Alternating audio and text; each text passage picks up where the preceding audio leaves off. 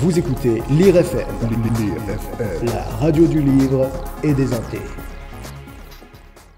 Et bonjour tout le monde, c'est parti pour la section internationale de notre programme pour vous présenter Rosetta Stone. Oui, présente to you the Rosetta Pierre. Mais qu'est-ce que c'est Vacisdas? Rosetta Stone est une application pour apprendre les langues vivantes, apprendo la lingua que non è muerta. Pour ce faire, elle utilise l'immersion dynamique, das dynamische Immersionia voll. Les mots et les images sont présentés en contexte dans un environnement immersif pour que votre cerveau crée naturellement des liens. Create naturally the link in the description. Et les cours sont rangés par thématique. Lundi, tu apprends à te présenter. Vendredi, tu apprends à dire à ta grand-mère allemande que sa flamme cuche manque de sel. La grand-mère allemande n'est pas fournie par l'application. Granny not including in the application. En plus, les leçons sont courtes. Saidai Jebu, 10 minutes max, dekem minuta maximum. C'était un piège, le latin n'est pas une langue vivante. Et elle s'adapte à tous les niveaux, que tu sois un big boss ou une Kartoffelsalat. Mais peut-être que ton accent laisse à désirer. Ah bah, Zanen Desune, enfin. Mais peu importe, puisque la fonctionnalité True Accent permet de comparer votre prononciation, la vostra pronuncia, à celle de locuteur natif. Parmigiano della Reggiano. Et bien sûr, si vous utilisez le lien exclusif dans la description, if you use the exclusive links de Sun, vous bénéficiez de 60% de réduction sur l'abonnement Lifetime 25 langues. Triugentreganta das ist gar nicht. Un seul paiement et un accès à vie à toutes les langues proposées dans l'application. L'anglais, l'arabe, le coréen, le grec, l'espagnol, le farsi, l'irlandais, il y en a 24. 24 Sprachen, wunderbar. Sur ce, je vous laisse, je vais retourner à ma leçon de français. Draw me like one of your French girl, 60% de réduction sur l'abonnement Lifetime toute la vie. Si vous utilisez le lien dans la description, bonne fin de journée, bon visionnage, namaste very much.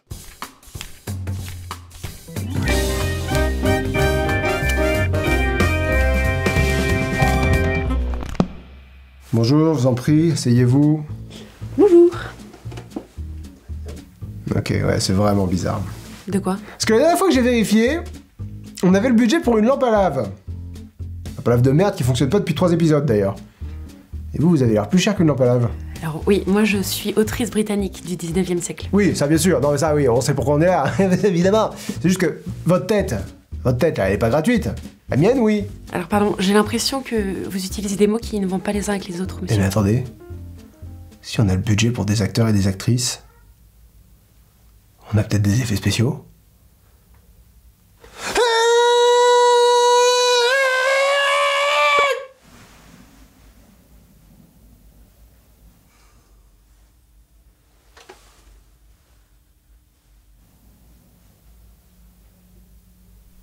Alors oui, nous avons, nous avons des effets spéciaux. Il va falloir faire très attention à ce qu'on dit et à ce qu'on fait, hein. Attention. Ah, ok, je vois. Vous êtes un peu prestidigitateur. Ça fait partie de la prestation, c'est ça? Alors je sais que j'ai pris un peu de poids, mais de là à dire que je suis presque un réfrigérateur... Ah non, mais c'est pas ce que je voulais dire, pardon. Mais c'est pas très agréable, madame. Madame comment déjà? Brontë. Charlotte Brontë. Vous avez peut-être déjà entendu parler de mes petites sœurs. Oui, bien sûr, oui. Brontë divine, Brontë fatale. Ah non, je veux parler d'Anne et d'Émilie. Ah, je connais pas le nom des 7 naines. Des 7 naines? Bah oui, dans les contes de Pernod. Jean-Pierre Pernod. Blanc-Manger Coco et les 7 naines. J'ai encore confondu. Non, je crois que je vois de quoi vous voulez parler. Ok, bon, super. Et donc vous venez me présenter... Jane Eyre. Ah, vous représentez quelqu'un? Ah non, Jane Eyre, c'est le nom du roman et de la protagoniste. Mais spoilez pas comme ça, là! Non, pardon, c'est juste le nom du personnage principal. Oui, mais ça, moi, je savais pas, moi! Ah oui, mais j'allais vous le dire, de toute façon. Oui, mais là, vous me l'avez déjà dit! Du coup, quand vous allez me le dire, eh ben, je le saurai déjà. Désolé. Oh, c'est pas grave. C'est pas grave, mais c'est pas parce que vous avez lu le livre que vous pouvez tout dévoiler comme ça. C'est désagréable. Je peux vous le résumer quand même? Ouais. De quoi ça parle, votre truc, là? Eh bien, c'est l'histoire de Jane Eyre. Eh ben voilà, bravo! Quelle surprise! Génial! Ouais, bon, et il lui arrive quoi, machin? Alors, Jane Eyre est éduquée par sa tante, Mrs. Reed. Oh, comme Spider-Man. Je ne sais pas qui c'est. Mais sa tante ne s'en occupe que parce qu'elle l'a promis à son frère, sur son lit de mort. Et elle la traite très durement. Par exemple, elle l'enferme dans la chambre rouge, dont on raconte qu'elle est hantée par le fantôme de Monsieur Reed. Ah, voilà qui est déplaisant. Mais un jour, un homme arrive, Monsieur Brocklehurst, et il propose que Jane soit éduquée dans le très strict pensionnat de Lowood. Et Jane et Mrs. Reed acceptent, parce qu'elles veulent se débarrasser l'une de l'autre. Ça va pas être un bouquin rigolo, hein? Ah, non, ça j'en ai peur. Mais il est quand même question d'amour. Oh, c'est une histoire d'amour. Alors, c'est surtout l'histoire d'une femme. Oui, mais une femme qui va rencontrer l'amour. Entre autres, oui. Mais elle va surtout se trouver elle-même. Ah oui, oui, ça c'est un problème qui est très très commun. Vous voulez une carotte? Non, merci. Je vois, moi une fois, je jouais à cache-cache avec moi-même, en partie parce que j'ai pas d'amis, et j'avais beaucoup de mal à me trouver moi-même, parce que, bon, j'avais pas vraiment très envie de me chercher.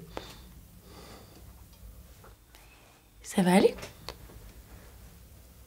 Non. Bon, et bien donc, une fois à Lowood, l'éducation est très stricte, mais Jane arrive à se faire une amie, Helen Burns. Ah, et c'est là que l'histoire d'amour commence. Mon Dieu, non. On est en 1847. Je ne tenterai pas ça, non? Ah oui, c'est vrai qu'à votre époque, ouais, tout le monde n'accepte pas l'homosexualité. Ouais. Remarquez, tant mieux que... Heureusement qu'aujourd'hui, je veux dire, tout a changé. Ah mais aujourd'hui, ça va beaucoup mieux.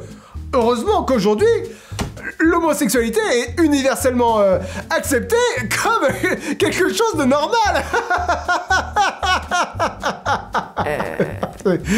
Ah, le déni, c'est trop chouette, hein. Donc, durant cet internat, les conditions de vie sont extrêmement difficiles.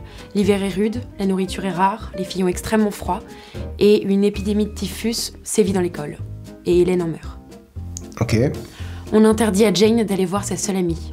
Mais la jeune fille de 10 ans se faufile dans sa chambre pour s'allonger à ses côtés et lui parler une dernière fois, et l'accompagner. Mais à son réveil, Hélène est morte. Ok. Ça m'a été inspiré par la mort tragique de mes deux sœurs, Elisabeth et Maria, qui sont mortes dans des conditions à peu près similaires. Ok. Ok. Et donc, Jane grandit, les conditions de vie s'améliorent à Lowood, elle y reste 8 années, dont 2 en tant qu'enseignante. Puis elle décide finalement de partir pour aller travailler en tant que préceptrice. Ah, il est temps de précepter. Oui, en quelque sorte. Ah. Et donc, elle obtient une réponse de Mrs. Fairfax, qui accepte sa proposition. Cette dame habite à Thornfield. Donc Jane s'y rend, et elle y découvre Mrs. Fairfax, Adèle, à qui elle va donner des leçons, et son maître, Monsieur Rochester. Et c'est le début d'une magnifique histoire d'amour. C'est le début d'une histoire d'amour, en tout cas. Ah, c'est magnifique. J'adore les histoires d'amour. Sauf que, bien sûr, il y a une énorme différence entre eux. Ah oui, bien sûr, oui, je vois, oui. C'est un homme, elle est une femme. Comment vont-ils pouvoir dépasser cette différence? Non, je voulais plutôt parler d'une différence d'âge et de fortune.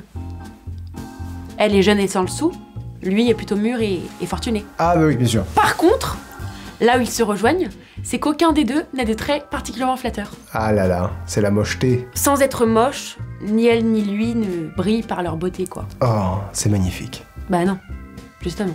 Ah oui, bah non, c'est tiédifique. Mais Jane l'admire d'abord, et elle finit par tomber éperdument amoureuse de lui. Et c'est réciproque. Oh, vraiment, c'est tiédifique. C'est moyen bulleux. Mais Rochester semble avoir un terrible secret. Sapristi saucisse. Alors d'abord, Jane est surprise par des rires dans le château. Des rires qui semblent provenir d'une personne mais folle, liée. Puis ensuite, elle surprend un début d'incendie dans le lit de Monsieur Rochester. Un incendie qui semble être d'origine criminelle. Alors Jane suspecte Graceful, la nourrice, qui a un comportement un peu étrange. Mon Dieu, nous avons un mystère sur les bras. Et surtout, Rochester semble porter le poids d'une culpabilité dont il refuse de parler. Et puis il refuse de reconnaître ses sentiments envers Jane. Et il semble épris de Blanche Ingram, une femme de sa situation. Ouais, et on tombe pas amoureux des pauvres, je commence à comprendre que c'est le thème d'elle. Mais en fait, il fait semblant d'être intéressé par Blanche Ingram, uniquement pour exciter la jalousie de Jane. Oh, comme c'est romantique. Alors, c'est pas vraiment la réaction à laquelle je m'attendais.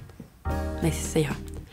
Et donc, ils doivent se marier. Ah bah oui, après une preuve d'amour pareille, jouer avec les sentiments d'une pauvre femme qui a rien demandé pour pouvoir jouer avec les sentiments de celle qu'on aime, je suis sûr qu'ils seront très heureux en mariage. Eh bien non. Oh, quelle tristesse. Parce que le jour du mariage, quelqu'un s'oppose à leur union. Un homme de loi qui dit que le mariage ne peut avoir lieu car Monsieur Rochester est marié depuis 15 ans et qu'il a une femme qui est encore vivante. Oh non, il avait oublié. Pas vraiment en fait. Il avait enfermé sa femme, Berthe, dans son château parce qu'elle était folle. Comment ça, folle? Bah vous savez, foufou dingo, quoi. Ah oui, pardon, c'est vrai, excusez-moi, non mais c'est vrai, milieu du 19e, vous êtes totalement arriéré sur ces questions-là, j'avais oublié. Oh là là, Berthe, elle fait des choses bizarres comme ça, de foufou alors? Voilà. Mais surtout, ça veut dire qu'une femme droite comme Jane refuse désormais catégoriquement d'épouser Rochester. Malgré son amour pour lui. Donc elle décide de partir. Mais ça lui brise le cœur. Oh, pauvre bichette en caramel. Alors Rochester lui propose d'être sa maîtresse, mais elle refuse. Bah oui, elle est partie. Donc Rochester menace de la violer. Bah oui, mais non, elle est partie. Et oui, elle part. Ouais. Et vous savez, bon, cette histoire est magnifique, hein. Jusque-là, beaucoup de tension, beaucoup de sentiments, très peu de beauté, hein, ça on a été très clair là-dessus, mais tout de même, beaucoup d'intensité. Certes. Et voyez, là, je me dis, ce Rochester, là, qui a séquestré sa femme pendant 15 ans, qui a menti à une femme qui a la moitié de son âge pour pouvoir l'épouser, et qui menace de l'agresser sexuellement quand elle parvient, malgré ses sentiments à elle, à s'extirper de cette situation, je me dis, ce pauvre homme... Quel sac à merde un peu quand même, non? Oui, un peu quand même, oui. Ouais, hein, d'accord, non, c'était pour être sûr, ok. Donc Jane part dans la nuit, elle dort dehors, elle n'a pas de quoi manger, mais comme c'est une femme ferme sur ses valeurs, elle ne vole pas, évidemment. Mais au moins, elle a échappé à Rochester. Et en plus, elle est recueillie au bord de la mort par la famille Rivers. Il y a les deux filles, Diana et Mary, la servante, Anna, et le frère, Saint John. Saint John? Non, mais pourquoi pas? Quoi? Non, j'étais juste en train de me dire, si tu veux donner le nom d'un saint à ton fils, bah tu l'appelles John, t'as pas besoin de l'appeler Saint John. Bah oui, mais lui il s'appelle Saint John. Ah, mais je vois!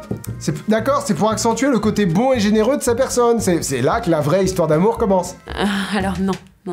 Il y a pas d'histoire entre elle et Saint John? Alors, une histoire, si. Ah bah voilà, j'ai hâte, hein, parce que j'adore les histoires d'amour. Oui, je sais, vous l'avez déjà dit. Donc Jane devient très amie avec les deux sœurs, un peu moins avec Saint John, qui est un homme d'église, donc il est très souvent occupé. Oui, bah avec un nom pareil, je me doute bien qu'il n'est pas pâtissier. Mais un jour, Saint John perce son secret. Alors que s'il s'était appelé Saint-Honoré...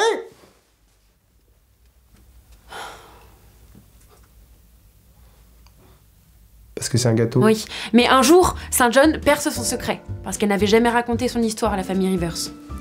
Et donc, il lui apprend qu'elle vient de toucher un héritage, et qu'ils sont en fait cousins. Eh bah ça alors, quelle chance incroyable! Bah ouais, des fois la vie... Non, mais je veux dire au sens littéral! Incroyable! J'y crois pas une seconde!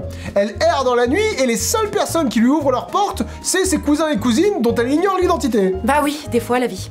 Et donc Saint John veut l'épouser maintenant. Bon, non, par contre, excusez-moi, Madame Brontosaure, mais... Non, juste Brontë. Oui, Brontë, pardon, bien sûr, Madame Brontë.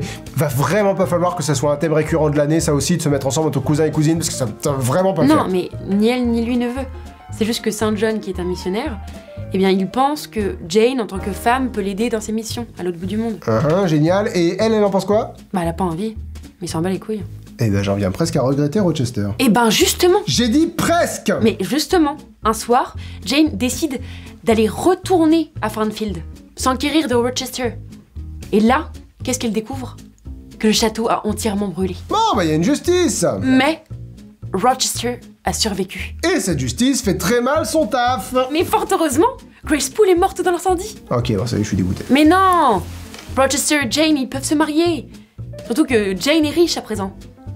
C'est une chouette fin d'histoire d'amour. Je dirais pas ça, non, le fait que Rochester finisse heureux et que la femme qu'il a séquestrée a cramé, je dirais pas que c'est chouette. Alors, elle a pas brûlé, elle s'est jetée du château. Et puis, je ne dirais pas qu'il est heureux. Il a perdu la vue, un œil, une main... Oui, alors ça, si vous me pardonnez un mauvais jeu de mots, Jane n'est rien à foutre. Allez, foutez le camp de mon bureau.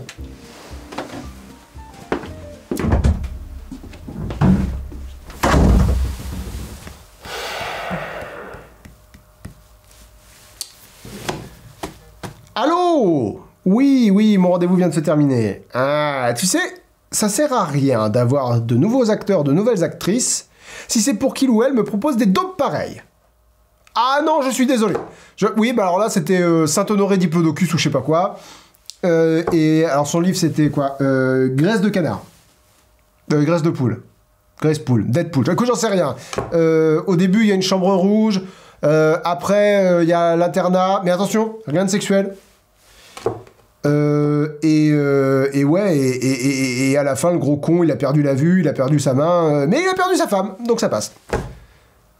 Non mais de toute façon, je vais te dire, s'il continue de me raconter des histoires de mariage entre cousins et cousines et des histoires de pas tomber amoureux des pauvres, c'est sûr ça marchera jamais. 178 ans plus tard. Merci à toutes et à tous d'avoir regardé cette vidéo, mettez un pouce bleu et abonnez-vous si elle vous a plu. Un remerciement particulier à mes Plectrions de niveau 3 et plus sur Patreon comme Schlifoun220, Matoni, Margot 10, Ghost74440, Camille L, Gabizard, Jay, Clem et Pelec. Et surtout un très grand merci à Alice James qui a interprété Charlotte Brontë. Si vous regardez cet épisode le jour de sa sortie, le 2025, vous pourrez retrouver Alice et toute la troupe des capsules en direct sur la chaîne Twitch Jérémy B Live pour la dernière représentation des capsules 5.0, le lien est dans la description. Et enfin, vous pouvez retrouver Jane Eyre, l'un des plus grands romans de l'histoire de la littérature, dans une librairie près de chez vous, en utilisant là encore le lien dans la description. Quant à moi, je vous souhaite une très bonne fin de journée et à la prochaine, ciao!